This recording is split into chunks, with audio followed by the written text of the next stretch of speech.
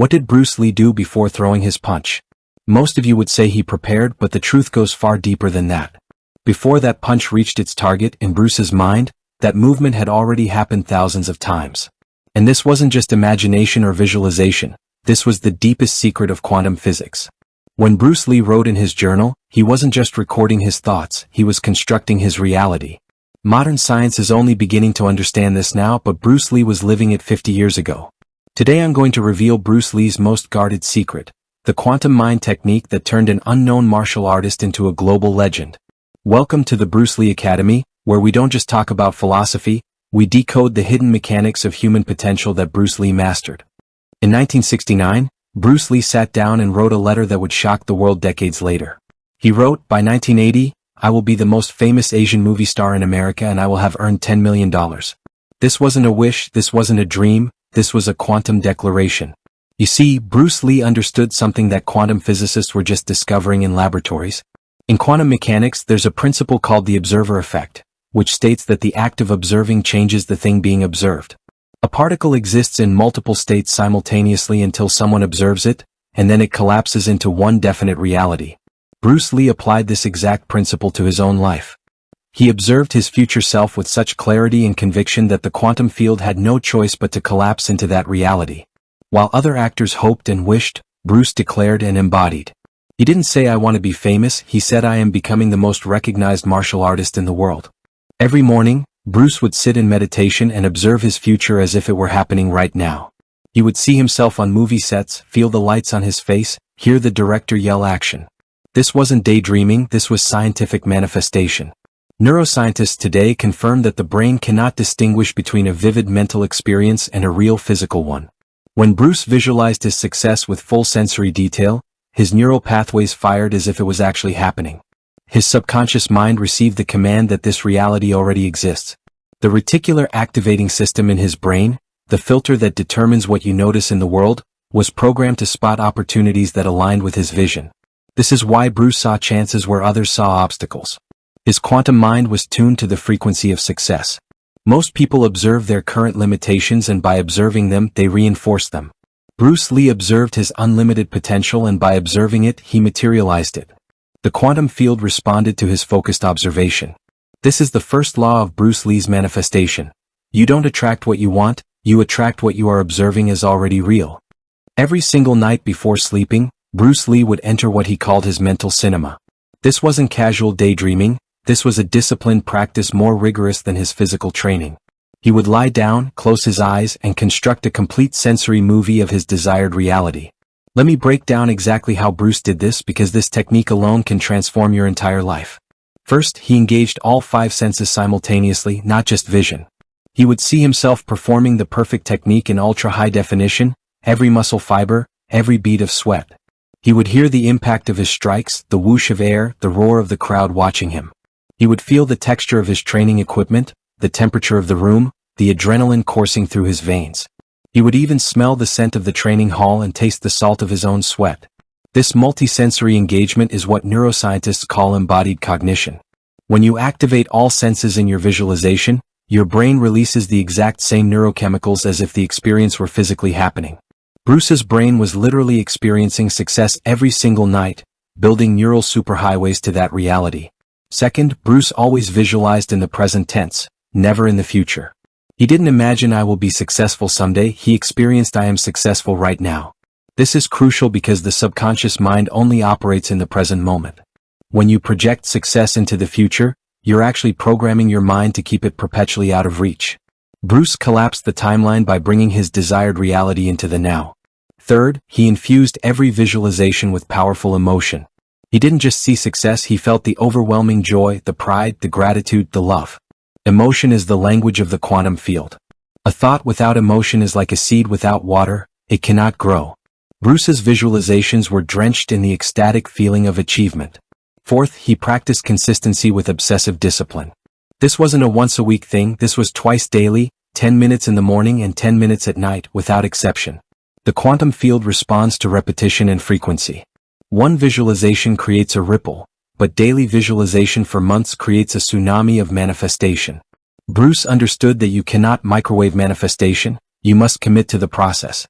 Fifth, he combined mental rehearsal with massive physical action. This is where most people fail. They visualize but they don't move. Bruce Lee's quantum mind technique was powerful precisely because it was paired with 8 hours of daily training. Visualization aligned his energy, but action anchored it into physical reality. He would mentally rehearse a new kick 100 times, then physically practice it 1,000 times. The quantum field rewards those who match their inner vision with outer execution.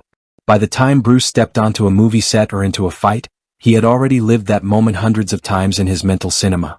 There was no nervousness, no uncertainty, only the calm execution of a reality he had already experienced. This is the second law of Bruce Lee's manifestation. Live it in your mind first, then your body will follow effortlessly. Now we enter the most mind-bending aspect of Bruce Lee's quantum manifestation, the collapse of infinite possibilities into one concrete reality.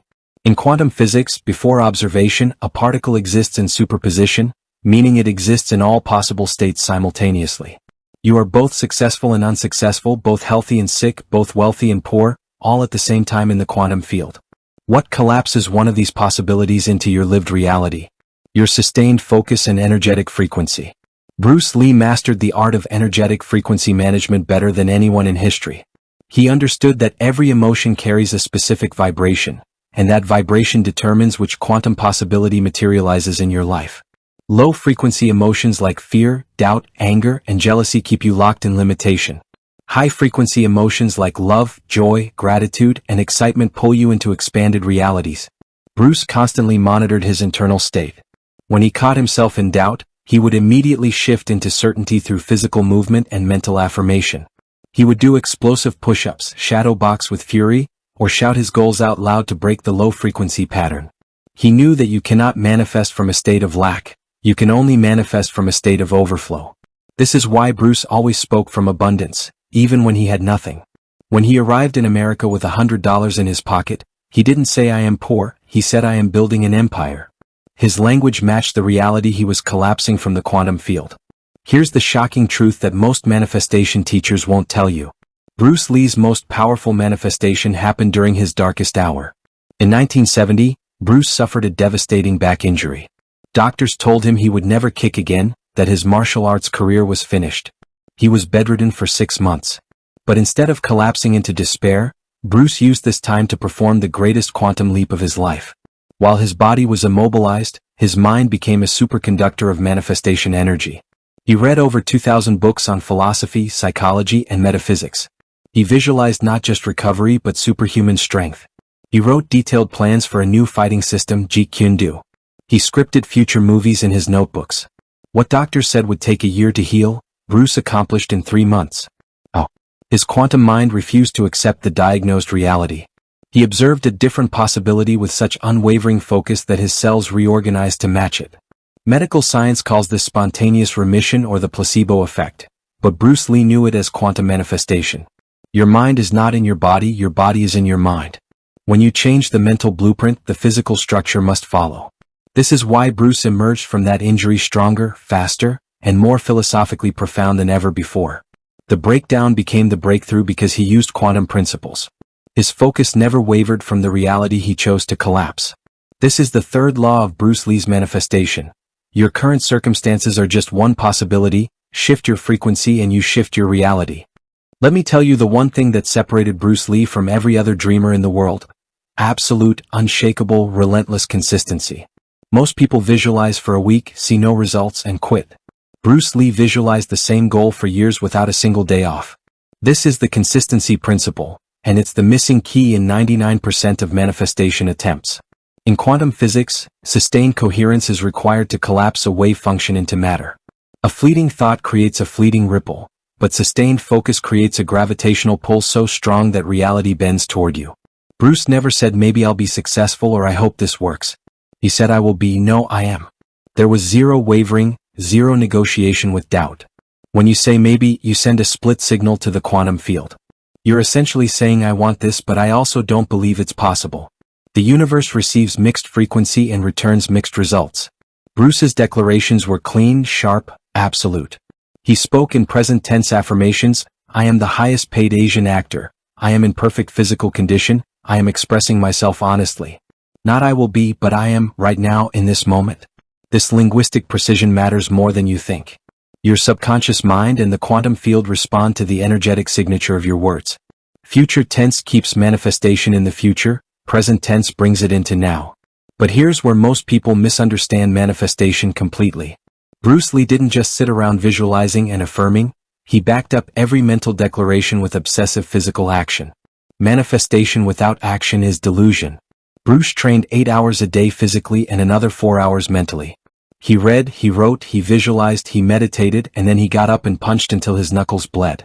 The quantum field responds to congruence, the alignment between your inner vision and outer behavior.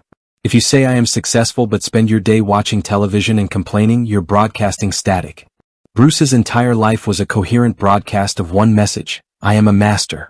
Let me share the neuroscience behind this consistency principle. Your brain has a filter called the reticular activating system, the RAS. This filter determines what information from the millions of sensory inputs you receive gets through to your conscious awareness. When Bruce decided he would own a Porsche, suddenly he started seeing Porsches everywhere. The cars were always there, but his RAS wasn't tuned to notice them until he set that goal. This is not coincidence, this is neuroscience. When you consistently focus on a goal, your RAS reprograms to filter reality for opportunities, resources, and people that align with that goal. Bruce met the right producers, the right directors, the right training partners, not by luck but by neurological and quantum alignment. His RAS and his energetic frequency were both tuned to the station of success. Most people's RAS is tuned to problems, threats, and limitations because that's what they consistently focus on. Every single day, Bruce performed what I call quantum maintenance. Just like you maintain your car or your home, Bruce maintained his manifestation frequency. Morning visualization, midday affirmations, evening gratitude practice. He never let his mental image fade or his energetic frequency drop.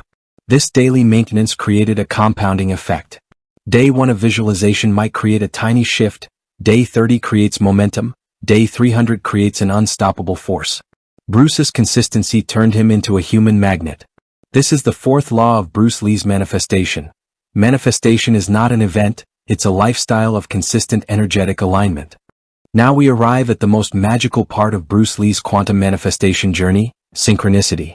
Carl Jung defined synchronicity as meaningful coincidences, events that seem too perfectly timed to be random. But Bruce Lee understood that synchronicity isn't luck, it's the universe's direct response to your coherent quantum signal.